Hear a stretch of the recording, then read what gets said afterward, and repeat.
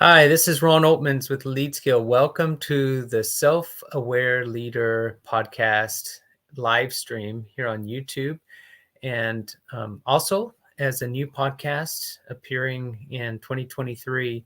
So we are recording this at the very end of 2022. So the last few days here, December 28th today, 2022. It's been quite a year. And our 15th episode in the series of the Self-Aware Leader. And we're focusing on how leaders can actually grow their emotional intelligence, and especially self-awareness, because that's really where it all starts. And we've rolled through the 5 different domains of EQ, and we'll do a quick recap here in just a second. And today, what we're going to focus on is the 5th domain that we haven't really spent too much time talking about, which is social regulation. So for today's episode, social regulation and emotional intelligence here on the Self-Aware Leader. So I'm joined by my co-host, Angela Altmans, and just want to welcome her on board. Angela, hi. Hello, co-host and also married, yes, for about 30 years right now. Partners in crime, partners in life, partners in business. Yeah. So we try to, yeah, we do everything together. And so lots of things when the rubber meets the road, we get a lot of practice on how to make things better. Yeah. For sure. Yeah. So maybe one of the places to begin would be just from the start, maybe helpful to give us a quick definition of social regulation, and then recap how this fits into the overall scheme of emotional intelligence. Social regulation. So the definition is from Ronald Mintz. It's the ability to influence the emotional clarity of others through a proficiency in managing relationships and building networks. It sounds like a definition of what photosynthesis is when I was studying in school. Of So photosynthesis. it's, Wow. it's very complete. It means a lot of stuff, and the teacher has to unpack it. So unpack it for us, Ron. So it's the ability to influence the emotional clarity of others. So what does that mean? When How does emotional clarity look like? Someone who's emotionally clear. Well, if this is kind of our three grade model of emotional intelligence, and whether we're high functioning, or whether our emotional state is actually influencing or even impairing our effectiveness. So we use the term, are you clear? To be like, think of the metaphor of a glass of water. If the water's clear, you can see through it. It's not blocking our vision if you hold up a glass of water and the water's all clear. If the water's cloudy, if it's murky, then it's keeping us from seeing through it. And same thing with our emotions. If we're cloudy, if our emotional weather is cloudy weather, then we're not going to be at our best. We're having some influence by our emotions. It may be not necessarily bad influence, but it is influencing us. And then the third category would be red. If you're red, your emotions are like overriding and getting in the way of you being able to function effectively. And so if we say you're able to influence the emotional clarity of others, it means you can help people move from red to cloudy, perhaps, or from cloudy to clear, and to process through emotions so that they're not getting in the way. Then in that case, you are pretty good at social regulation, Ron. Because before the call, when we were prepping, you would say, honey, you're better at this than I am. And based on this definition, I think you are definitely better at helping other people gain emotional clarity. So, a case in point, just now, I was really thrown before this conversation. I said, I need a few minutes, and you were very gracious. You let me go outside so that I could be just be outdoors for a few minutes, breathe some fresh air, and clear my head. And then I called you back because I know that everyone's kind of like waiting for me for this conversation to go live.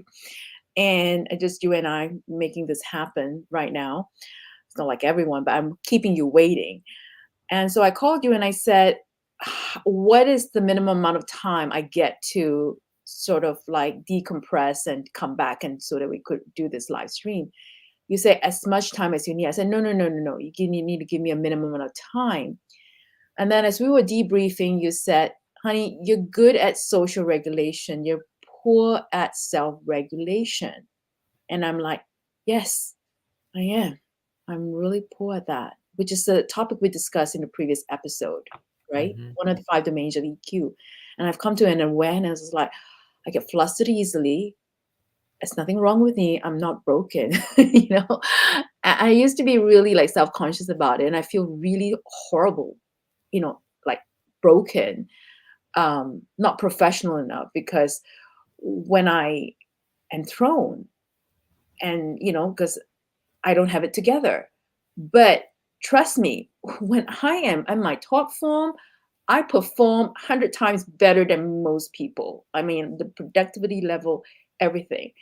But when I'm thrown, when I just don't, I need to have practices, the stuff that you talk about, the leadership tools that you have, helped me walk along and lead skill to get back to what I need to do quickly. So I realized that I'm not very good at self-regulation. I would say this, going back to the first part of what you were sharing when you were acknowledging me basically and said that I was good at social regulation. I think what I have learned to do over time, one of my skills is being able to work with people one on one and influence emotional clarity of others. That part of it Yeah. through coaching. I've worked with a lot of different leaders and people, and so I think I can help people to kind of process and facilitate um, their thinking, Yeah. their emotions, all of that. And so that part, I wouldn't disagree with what you said. It's the latter part of in this definition where I'm not so strong. Like through a proficiency in managing relationships and building networks, I'm not that great at, maintaining and keeping up a good, healthy network of relationships with a lot of people, or even initiating those contacts and those relationships in the first place with people. And that's something that you're really good at. So I mean, we're already getting into it. There's multiple dimensions here of social regulation. We're going to talk a little bit later on in this episode about some of the different interpersonal skills that a lot of people would recognize, and each one of those is like a facet or an expression of social regulation, and yet they're different.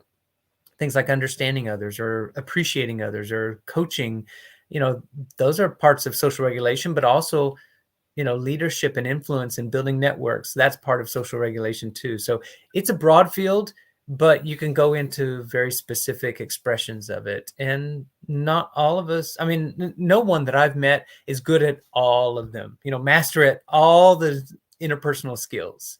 And so as a leader, you have to learn what are you good at and play to your strengths. And then the things that you're not good at, make sure you've got a good team of people, a network around you so that other people's strengths, you can leverage off of them. So, as someone who has strong social regulation skills, would that person be very charismatic? Be considered Very, as very charismatic? often they are, especially if they have, the ability to influence others and, you know, so charisma and having that sort of magnetism or rhetorical skills, that is a special form of social regulation. And in fact, that gets into like we're both admiring of those people and a little bit like cautious because we're like, Yes, yeah. I'm suspicious or I'm kind of wary of people who are too slick or too good or like, that they can command a stage and they can actually manipulate people, or play on their feet, tug at the heartstrings, we say, or play on people's emotions. And, I'm I'm just thinking about the people who are like really good at swaying an audience, but then afterwards you're like, but you know, wasn't that just good rhetoric? But it gets the job done because there are top sales performers who, I mean, you've done debriefs and looked at data of thousands of salespeople over the Yeah. course of your work, and I think you even have data of what top sales performers look like. So we've not discussed any of this, and so I'm just curious. Like, so do not top performers have great social regulation skills, such as top salespersons? Is that Mm, not all of them. No, not all. Because some people are top performers because they're really good at managing themselves, or they're really good at, they're an individual performer. They're not a team player. They're not good at, working with other people, or, nurturing teamwork. In fact, they are often very competitive and work against teamwork, or have, specific beliefs that, go fly in the face of exercising good social regulation. So yeah, the more that I study this field, the more I'm like very cautious. I don't like to make these easy sort of like, oh yeah, if you're good at this, you're good at all of it. No, you're not. Just because you're a good performer doesn't mean you've got the skills to, do everything else. You're not, probably. I've come to see that um, you may have great skills in one area. Doesn't mean that you're great in all areas. so? What is this skill useful for? Um, that's a great question, and we're going to get to that. I'm going to put that to the side for now because I want to make sure that we put this in the right frame, the right the right context. We talked in the lead in here, the intro, about this is one of the 5 domains of emotional intelligence. So let's take a moment to bring our listeners and our viewers along, and let's bring up the 5 domains. Let me just see if we can do this. Oops, just a second. Here we go. So the 5 dimensions of EQ that we've been, covering over the last 15 sessions, really, it starts with self-awareness. And, for the self-aware leader, this is the groundwork for everything else. With greater self-awareness, you can learn to exercise more self-control or self-regulation. One aspect of that is motivation, being able to tap into your intrinsic, your inner motivation, be persistent in going after your goals and the things that matter the most to you. But beyond these first 3, which are all kind of self-focused or individual focused, it's great to be able to manage and be aware of yourself. And for some roles, that's all that you need, is just to be a good self-manager. But in a lot of organizations, what we need are those people who are good at managing others. And that takes social awareness, which we talked about last week, another word for empathy, being able to tune into other people. And then what we're going to talk about today more is social regulation. So not just having an awareness, not just having an empathy and tuning in, but also what do you do with that? How do you channel this in a way that you're good at helping others manage their own emotional, clarity, and, you yourself are good at kind of bringing the right people together, building the networks, managing relationships so that you can get things done. So that person is a masterful networker. Would you say that? If you're good at social regulation, um, again, one of the skills that makes that work, really well would be networking. And, does that mean everyone who has high social regulation is going to be a great networker. No, you acknowledged me at the beginning of this show saying I actually helped you work, through some emotions, and you said that's good social regulation, and I don't disagree. But I'm not naturally a good networker. That's Mm. not the specific skill that I have as part of social regulation. So what we will find is that social regulation can have different expressions, different skills that come into play. And so the way I exercise social regulation is going to look different from the way you exercise it. So when I look at these 5 dimensions of EQ, this is something that you came up with, yes, or something? I did not come up with it. I mean, you could trace this back. I think Daniel Goleman, helped to kind of take the academic research and put it into this sort of a scheme or model back in the 90s. And so a lot of people have done, work in this area. I can't claim this as original. This is not my invention.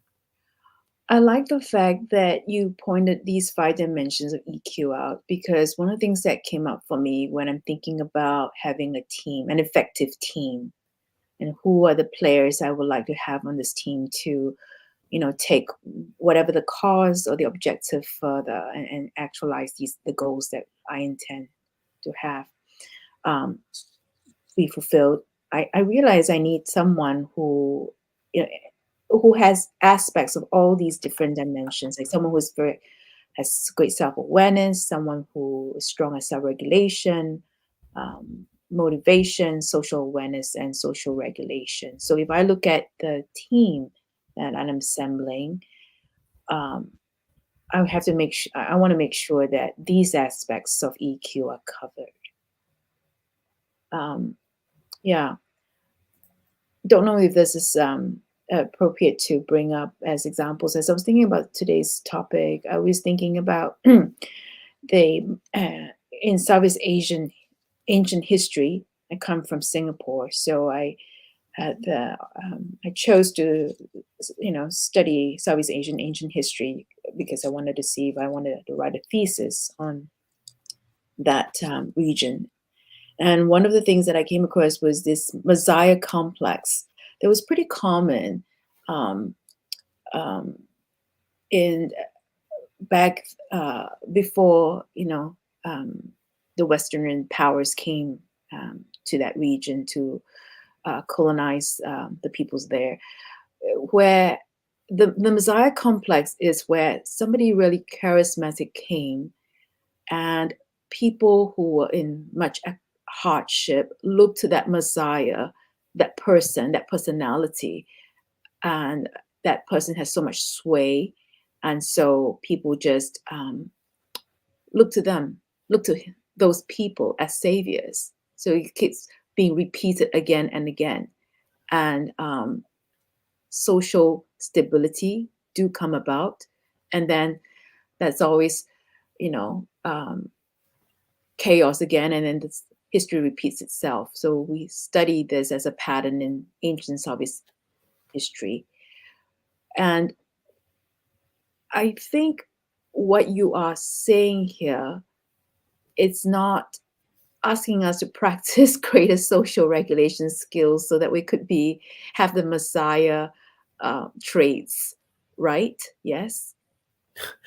No, yeah, you're correct. I mean, leaders who have that, sort of sway over people, whether it's a messiah complex or, we call it like this, I think the strong man or autocratic, sort of rule that, we see in politics. That's, those are just one expression of social regulation. Unfortunately, in the sweep of history, it's been all too common where you have like that, those sort of powerful individuals who command a lot of, um, man, that they're just, it's kind of like the absolute right of kings or queens that, their word is law. It's above the people's will. This is pre-democratic, sort of stage of history. But yeah, the fact that an individual or a person can exercise that amount of social control, social regulation over others is, it's something that I think in the modern world we've been trying and struggling with, like, how can we have more distributed power? That's the whole goal, or the dream of democracy, is the will of the people, and not just have it centered in just a few individuals at the top. Yeah, I think in the Western concepts or in the Western mind, you think about autocratic power like Hitler or, people with, it comes across kind of like brazen like. It's very clear and even repulsive to see so much power concentrated in one person. When I talk about Southeast Asia, when I talk about Messiah complex, I mean, those people are pretty charismatic. They come in from the place where people are swayed by the solutions they're providing as if to save them. That's why we call it the Messiah complex, you know. So either way, these people have, would you say they have great social regulation skills? Because I'm trying to really understand, you know, give me another model of what great social regulation skill is. That's what I am. It's because I've just pointed out several bad examples here. You know, Um, Maybe, I've pointed to it several different ways, but maybe instead of just this kind of emotional intelligence model, um, maybe I can bring up these. I've got a list of skills, yeah, and I don't know if we can read all of these. In fact, it's pretty small.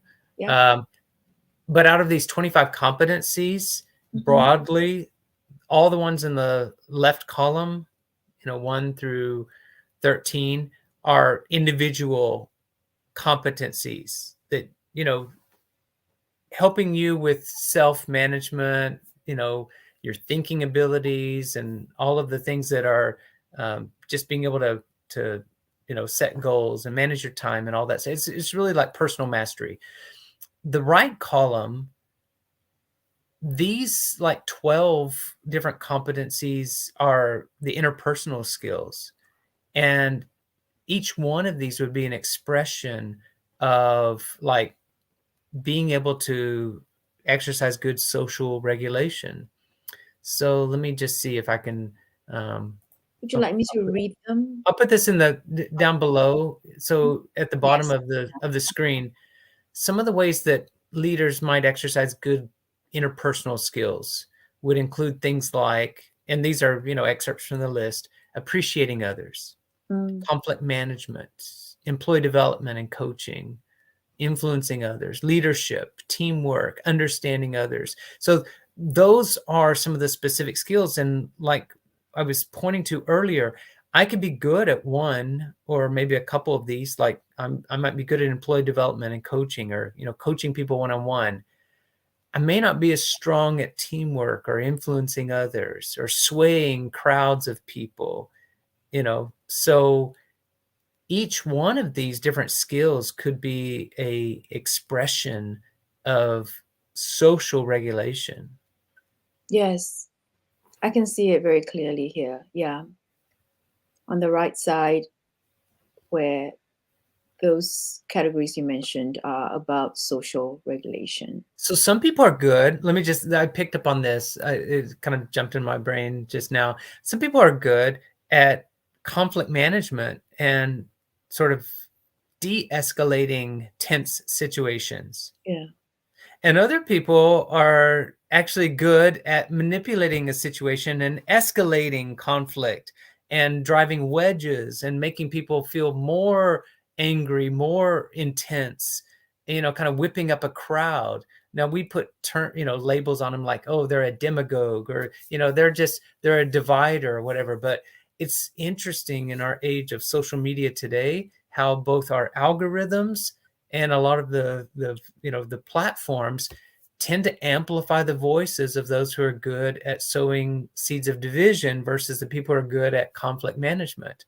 That's fascinating to me. It's Yeah. kind of horrifying too, because when you see these people who are really good at driving wedges and getting people angry, it creates engagement on social media platforms, but in terms of helping society, it's not a good thing, right? Yeah, it's interesting because the AI can pick that up about us as humans. Right. That there are people who de-escalate, is that the word? You know, De-escalate. Yeah, they manage conflict well.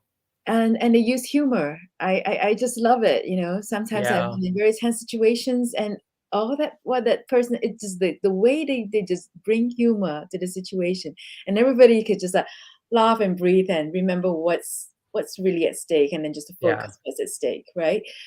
And there are some people which is like, you know, when the person leave the room, I'm exhausted because Mm.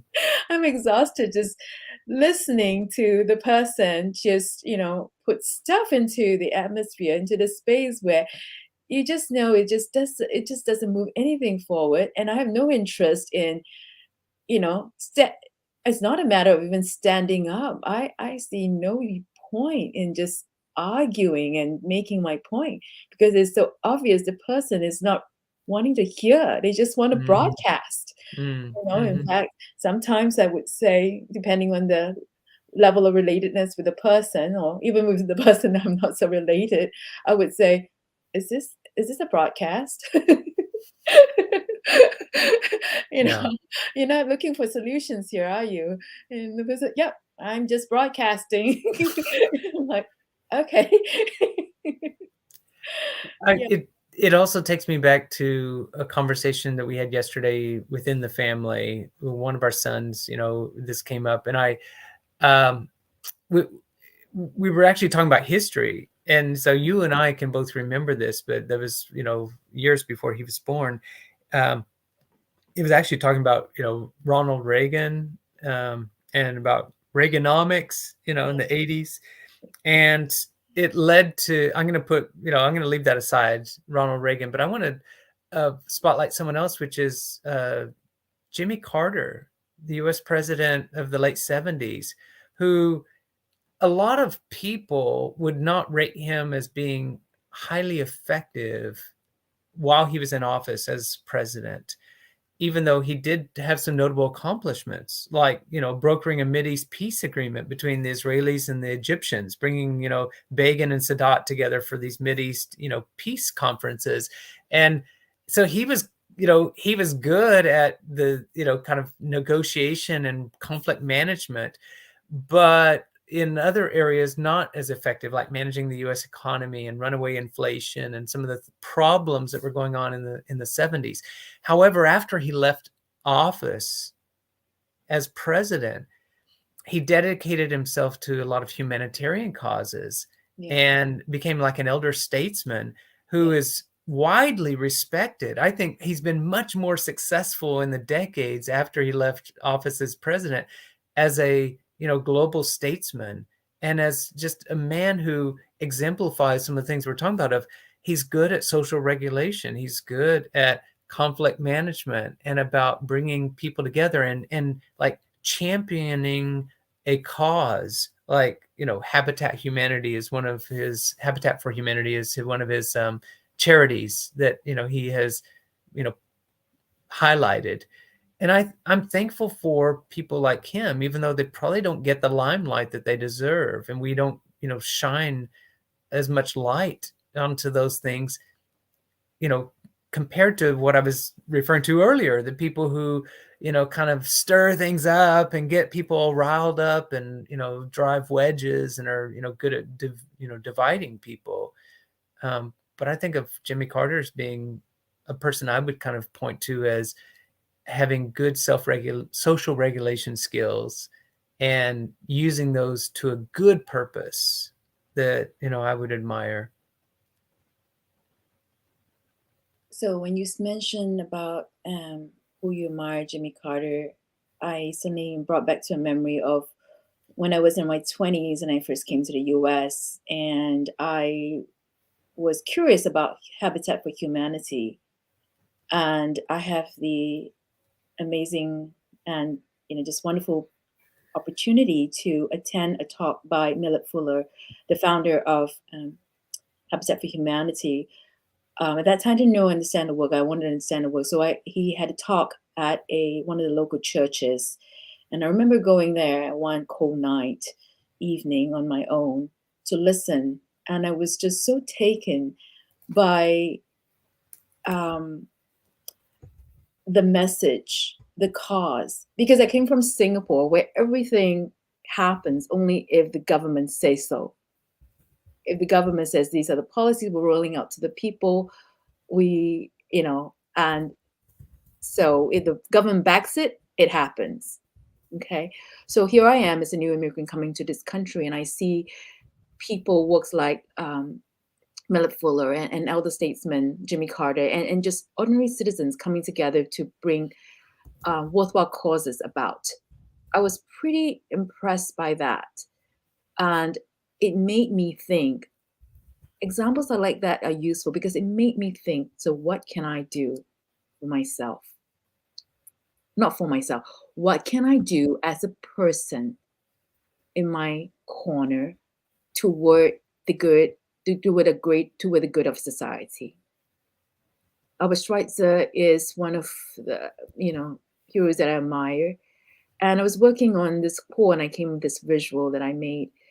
It says, be the light to shine on each other. It is something I, picked from one of the Canva thing. And I put this Albert Schweitzer's quote there. It says, in everyone's life, at some time, our inner fire goes out. It is then burst into flame by an encounter with another human being. We should all be thankful for those people who rekindle the inner spirit.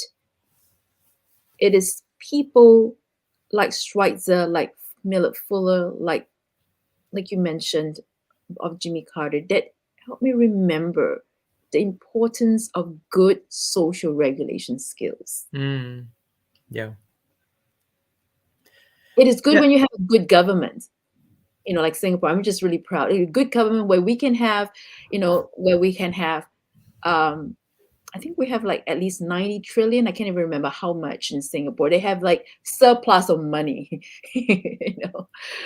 no deficit, just surplus of money. It's good, wonderful but the reality with many places, many countries is they're not well run like that. And even well run governments like that have a price that people pay, a costly price.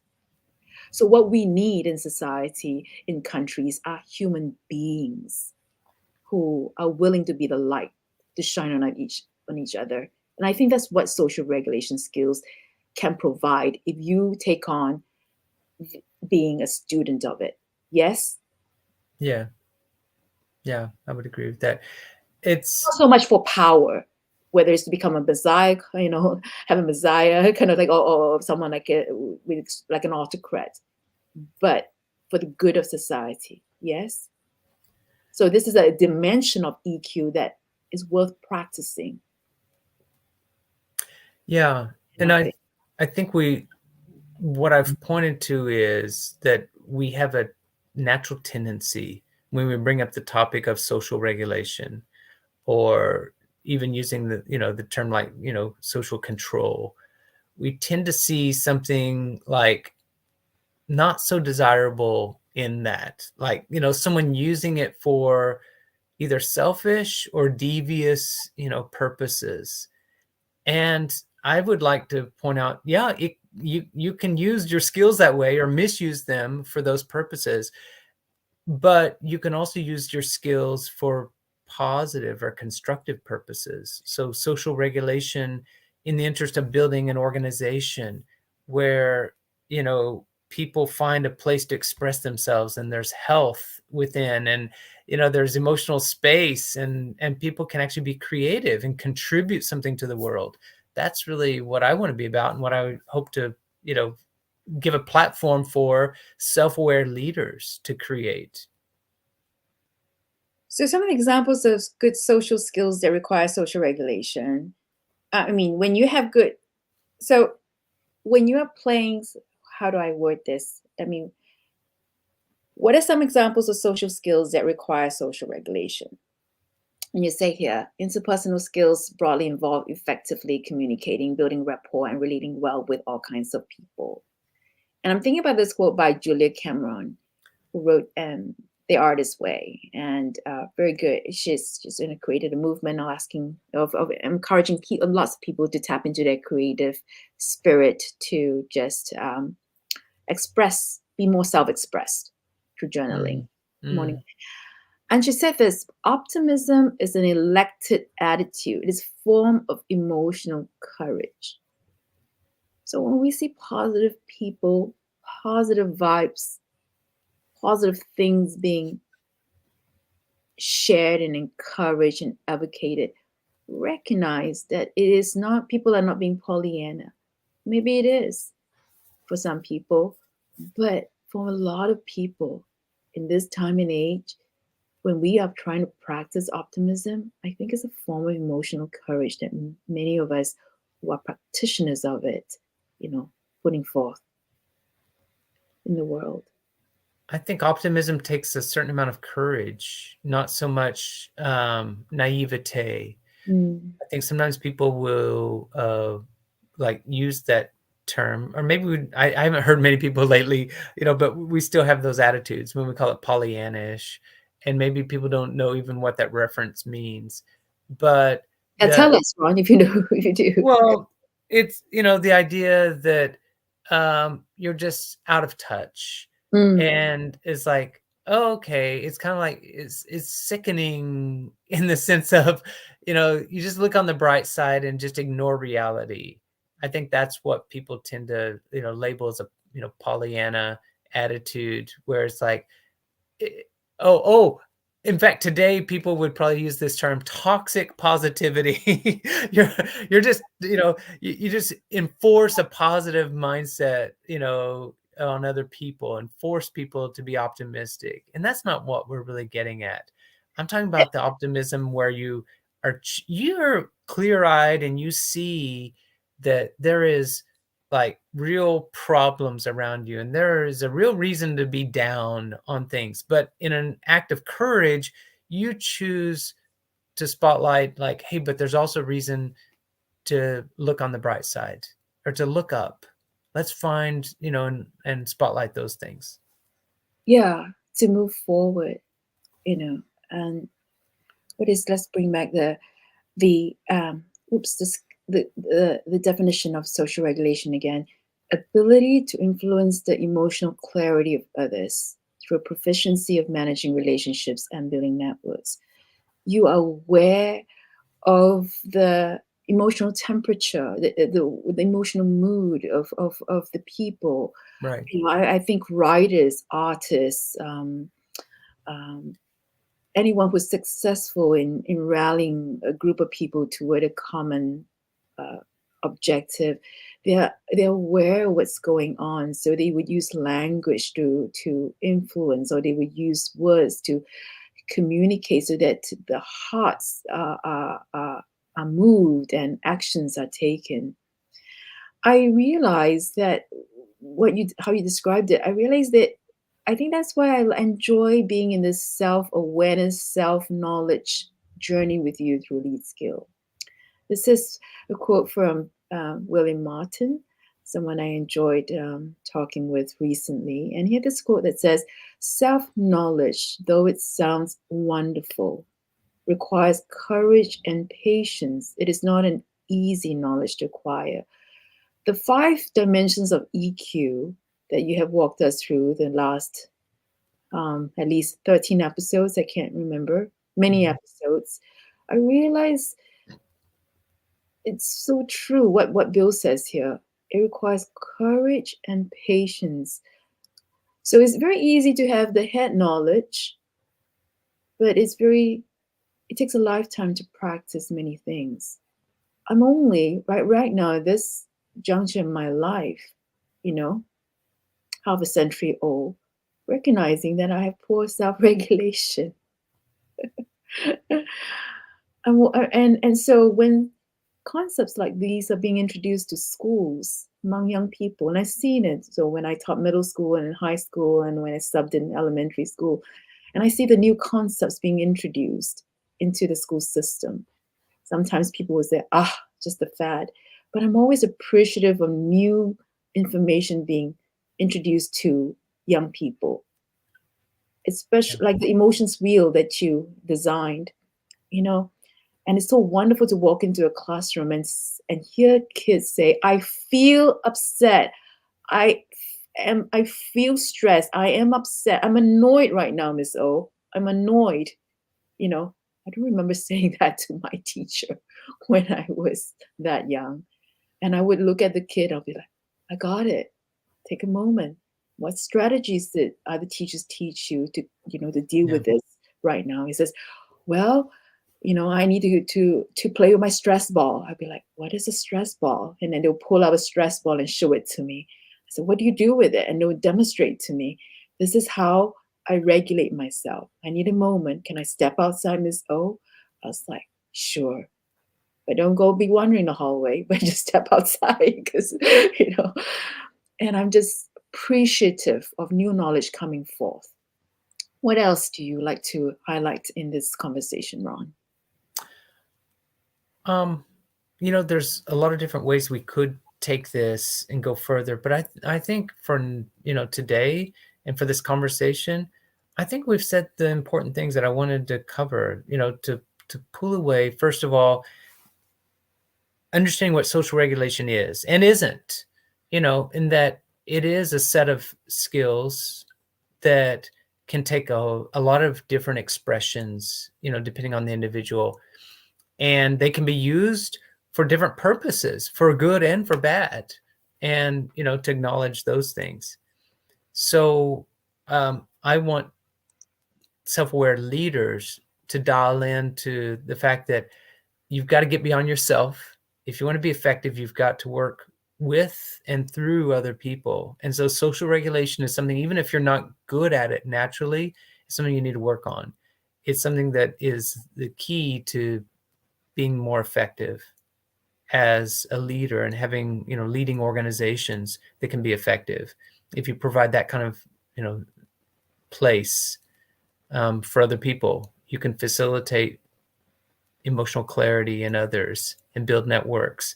And, I say that a leader doesn't have to be the hub, the center point of every network. Sometimes you're just good at starting a network and introducing people and letting them build, things together.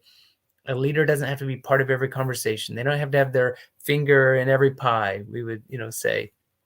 But good leaders, I didn't have a quote, prepared for this, but it reminds me of that one from the Tao Te Ching, the Chinese classic, where it says, the really great leader is the one that when they've done their work, they're hardly noticed. And the people say, look what we did. Look what we did. That's a really effective leader who's exercising social regulation. If they can build the network, the organization, and at the end of the day, instead of being the celebrity that everyone is celebrating and highlighting, if the people can say, look what we did.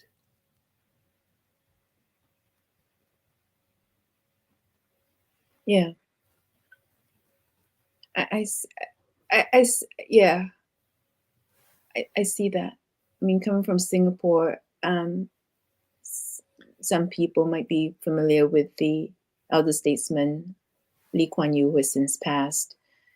And when he first began, there was very clear things that he wanted, very clear things that he wanted to be said as bedrock foundations for society.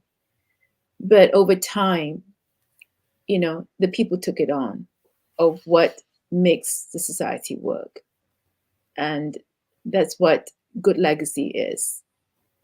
And when I you talk about social regulation, I can't help but think about the next big thing, which is social legacy. And that's another conversation, isn't it? Yeah, it Yeah. is. And to what end? It's not just about for managing good interpersonal skills, able to manage conflict effectively, appreciate others, develop your employees, and be a better leader in companies. That's all really great, and that's what is desired in a marketplace, I think. But at the heart of all of it, we're also thinking about, what's the larger thing at stake. the social legacy of this company, Yeah. of this product, of this service. So thank you for highlighting these five, the essentiality of these five dimensions of EQ. What's next? That's a good question.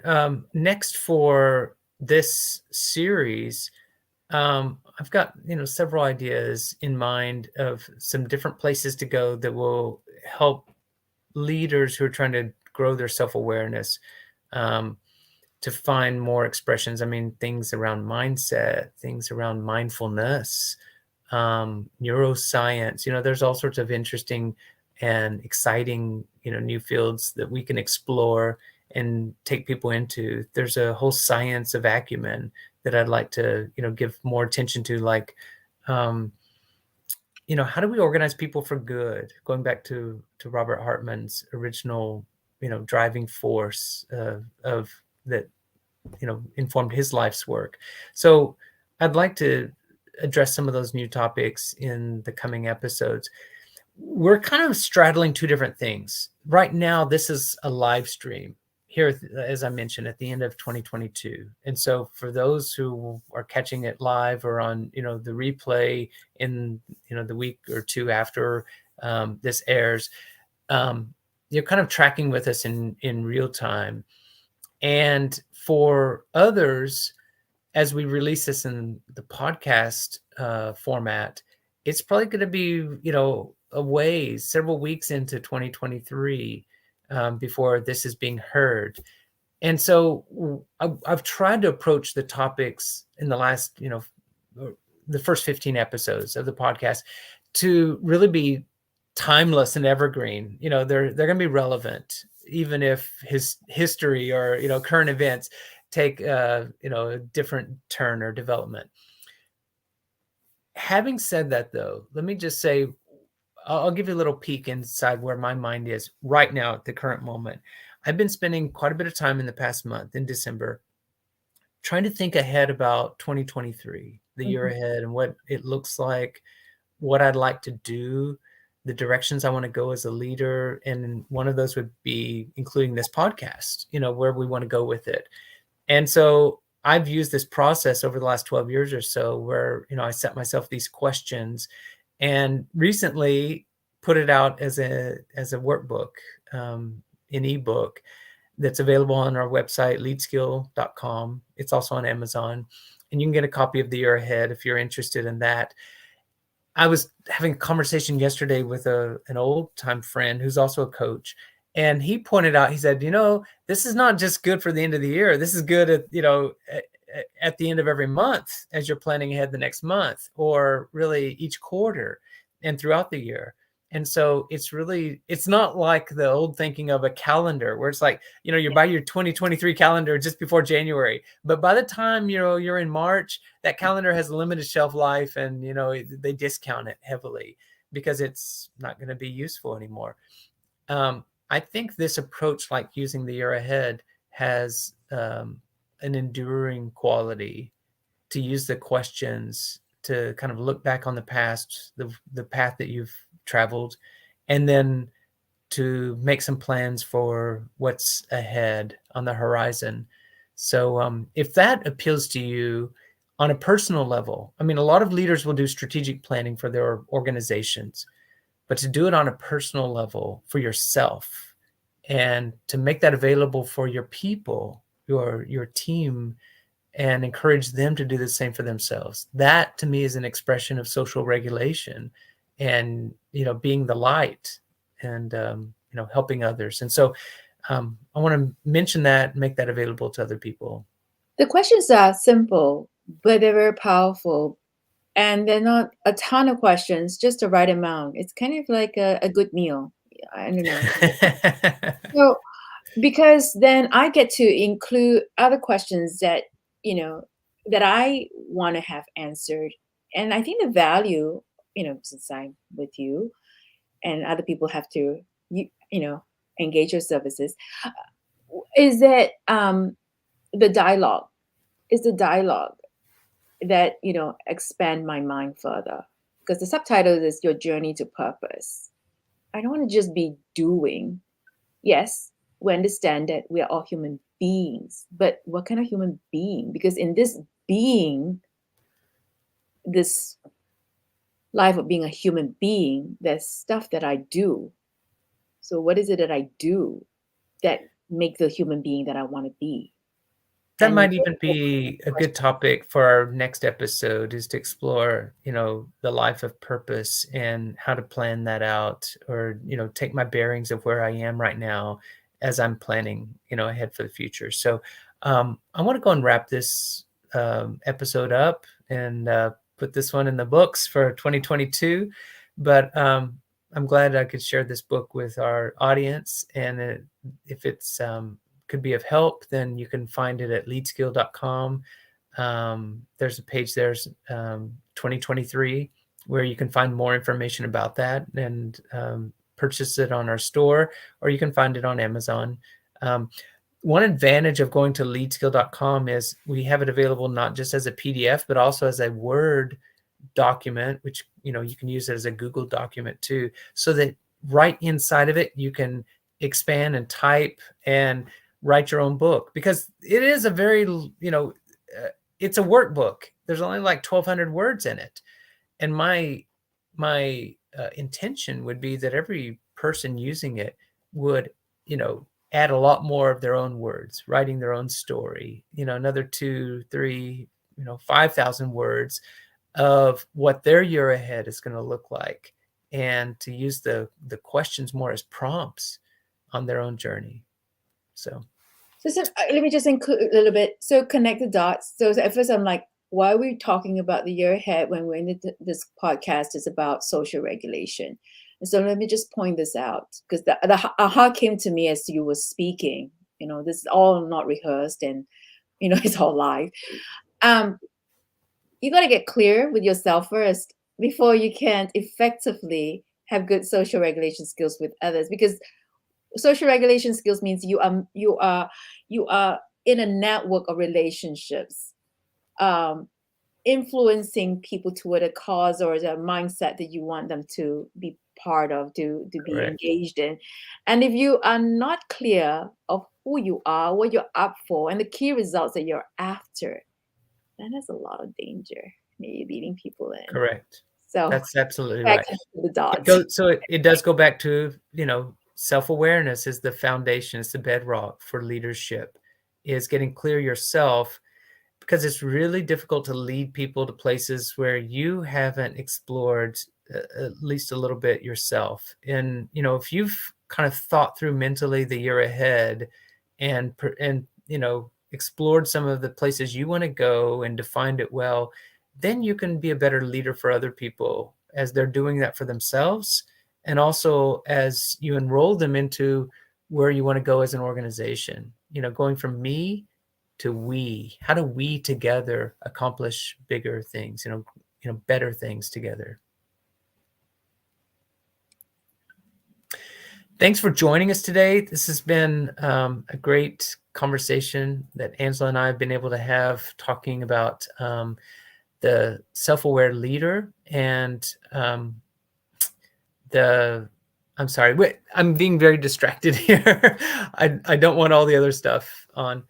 I'm just grateful for you joining us and sticking with the conversation here to the end. We've got more in store for you. And so I would just invite you to follow or subscribe to the podcast. If you're watching this on YouTube, and we've been live streaming, if you're watching this on replay, subscribe to our channel. And we invite you to be part of our ongoing conversation around leadership and growing emotional intelligence. So thanks for being here, and we'll catch you in our next conversation.